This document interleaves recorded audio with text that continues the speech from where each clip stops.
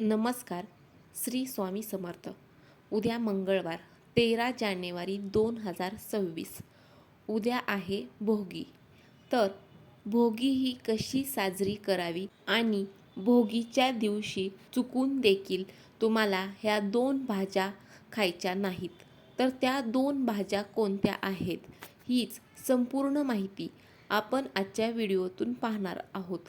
तर व्हिडिओ हा स्किप न करता शेवटपर्यंत नक्की पहा.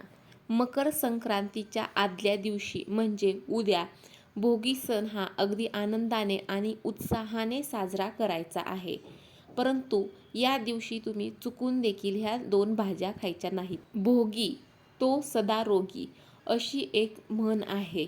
याचा अर्थ असा होतो की जो निसर्गाशी जोडून जो भोगीचा आनंद घेतो तो निरोगी राहतो. भोगी सण हा मकर संक्रांतीच्या आदल्या दिवशी साजरा करतात. भोगी म्हणजे जुन्या गोष्टी, वाईट सवयी आणि नको असलेल्या वस्तू सोडून देऊन नवीन आणि उज्ज्वल भविष्याकडे वाटचाल करणे. भोगीला केवळ भाजीच नाही तर तिळाची, बाजरीची भाकरी आणि लोणी या जोडीला देखील महत्त्व आहे. बाजरी आणि तीळ या दोन्ही गोष्टी शरीराला ऊर्जा आणि उष्णता देतात. या दिवशी मुगाची डाळ घातलेली मऊ खिचडी देखील अनेक ठिकाणीही बनवली जाते. या दिवशी घराघरात एक विशेष प्रकारे मिश्र भाजी बनवली जाते, ज्याला खेंगट किंवा भोगीची भाजी म्हणतात. या भाजीचं वैशिष्ट्य म्हणजे यामध्ये हिवाळ्यातील सर्व ताज्या भाज्यांचा वापर केला जातो. ओले हरभरे, पावटा, वांगी, घेवडा, गाजर, वाटाणा आणि शेंगदाणे हे सर्व वापरून हे खेंगट बनवले जाते. या भाजीमध्ये भरपूर प्रमाणामध्ये तीळ देखील वापरले जातात.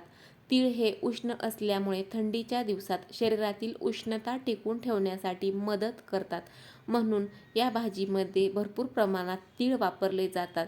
ओले हरभरे, पावटा, वांगी, घेवडा, गाजर, वाटाणा आणि शेंगदाणा हे सर्व तुम्ही वापरून मिश्र भाजी बनवू शकता. परंतु तुम्हाला 2 भाज्या घ्यायच्या नाहीत. तर त्या भाज्या कोणत्या आहेत? या दिवशी अन्नाला देवाचं रूप मानलं जात असल्यामुळे आहारात काही गोष्टींचा समावेश करणं हे अत्यंत शुभ असते. तर काही गोष्टी टाळणं देखील गरजेचं आहे. तर यंदा 13 जानेवारी 2026 रोजी भोगी ही साजरी केली जाणार आहे, म्हणजे उद्या. तर परंपरेनुसार या दिवशी मुळा आणि सोयाबीन या 2 गोष्टी खाणं किंवा तुम्हाला भाजीमध्ये वापरणं देखील टाळायचं आहे. या दिवशी तुम्ही मुळा आणि सोयाबीन या 2 भाज्या आहेत, त्या 2 भाज्या ह्या वापरायच्या नाहीत किंवा खायच्या देखील नाहीत. ते वापरणं हे अत्यंत वर्ज्य मानलं जातं.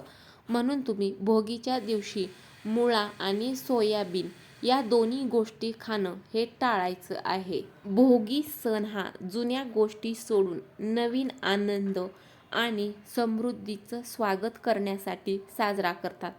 या दिवशी इंद्रदेवांची पूजाही होते.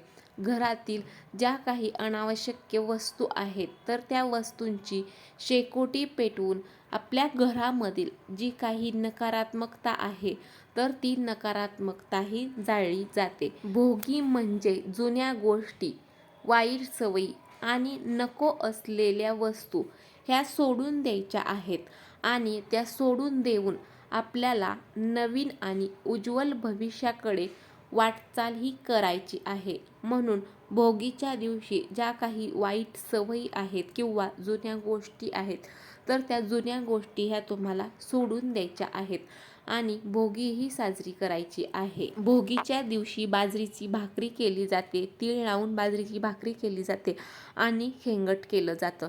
तर या दिवशी चुकून देखील तुम्हाला या 2 भाज्या आहेत त्या खायच्या नाहीत. नाहीतर तुम्हाला आयुष्यभर भोग हे भोगावे लागतील. तर त्या भाज्या ह्या कोणत्या आहेत?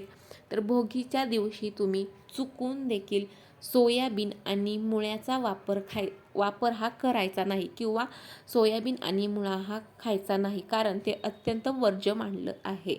भोगीच्या दिवशी तुम्हाला घरासमोरील सर्व परिसर आहे तो सर्व परिसर स्वच्छ करायचा आहे.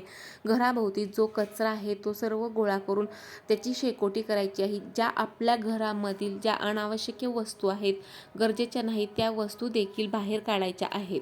सर्व वाईट गोष्टींचा, वाईट सवयींचा त्याग हा करायचा आहे. अशा पद्धतीने भोगी सण हा साजरा करायचा आहे.